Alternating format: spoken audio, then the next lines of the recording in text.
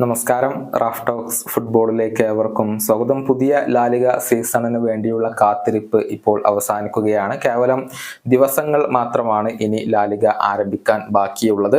നമുക്കറിയാം, നിലവിലെ ജേതാക്കൾ റയൽ മാഡ്രിഡ് ആണ്. ഇപ്പോഴും ഏറ്റവും കൂടുതൽ കിരീട ഫേവറേറ്റുകളായിക്കൊണ്ട് റയലിനെ തന്നെയാണ് പരിഗണിക്കുന്നത്. ഏതായാലും കഴിഞ്ഞ തവണത്തെ പിച്ചിച്ചി ട്രോഫി അഥവാ ലാലിഗയിലെ ടോപ്പ് സ്കോറർക്കുള്ള പുരസ്കാരം സ്വന്തമാക്കിയത് ജിറോണയുടെ ആർദം ഡോബിക്കായിരുന്നു. കഴിഞ്ഞ സീസണിൽ ജിറോണയ്ക്ക് വേണ്ടി 24 ഗോളുകൾ നേടിക്കൊണ്ടാണ് പിച്ചിച്ചി ട്രോഫി അദ്ദേഹം സ്വന്തമാക്കിയിട്ടുള്ളത്. പക്ഷെ അദ്ദേഹം ജിറോണ ഇപ്പോൾ വിട്ടിട്ടുണ്ട്.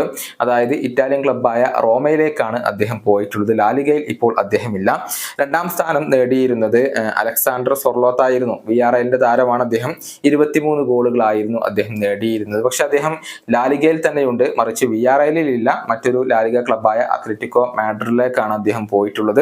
മൂന്നാം സ്ഥാനത്ത് ജൂഡ് ബെല്ലിംഗ്ഹാം ആയിരുന്നു. 19 ഗോളുകൾ അദ്ദേഹം നേടി. അതുപോലെ തന്നെ റോബർട്ട് ലെവൻഡോസ്കി 19 ഗോളുകൾ നേടിക്കൊണ്ട് 4ാം സ്ഥാനത്തുണ്ടായിരുന്നു. ആൻഡെ ബുഡിമിർ അദ്ദേഹം 17 ഗോളുകൾ നേടിക്കൊണ്ട് 5ാം സ്ഥാനത്തുണ്ടായിരുന്നു. Vinicius junior പിറകിലായിരുന്നു.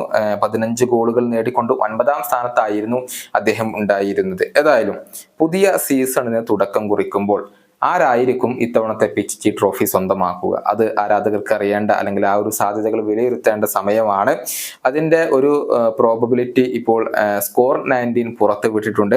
വരുന്ന സീസണിലെ പിച്ചിച്ചി ട്രോഫി സ്വന്തമാക്കാൻ ഏറ്റവും കൂടുതൽ സാധ്യതയുള്ള താരം അത് റയലിന്റെ സൂപ്പർ താരമായ കിലിയൻ എംബപ്പയാണ്. 53% സാധ്യതകളാണ് അദ്ദേഹത്തിന് ഇപ്പോൾ കൽപ്പിക്കപ്പെടുന്നത്.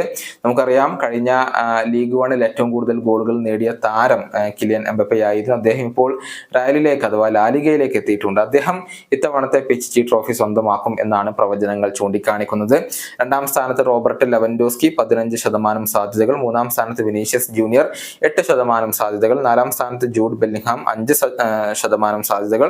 അതുപോലെ തന്നെ 5ാം സ്ഥാനത്ത് സൊർലോത്താണ് വരുന്നത്. 5% സാധ്യതകളാണ് അദ്ദേഹത്തിനുള്ളത്. ഇങ്ങനെ 5 പേരുടെ ഒരു ലിസ്റ്റാണ് ഇപ്പോൾ പ്രസിദ്ധീകരിച്ചിട്ടുള്ളത്.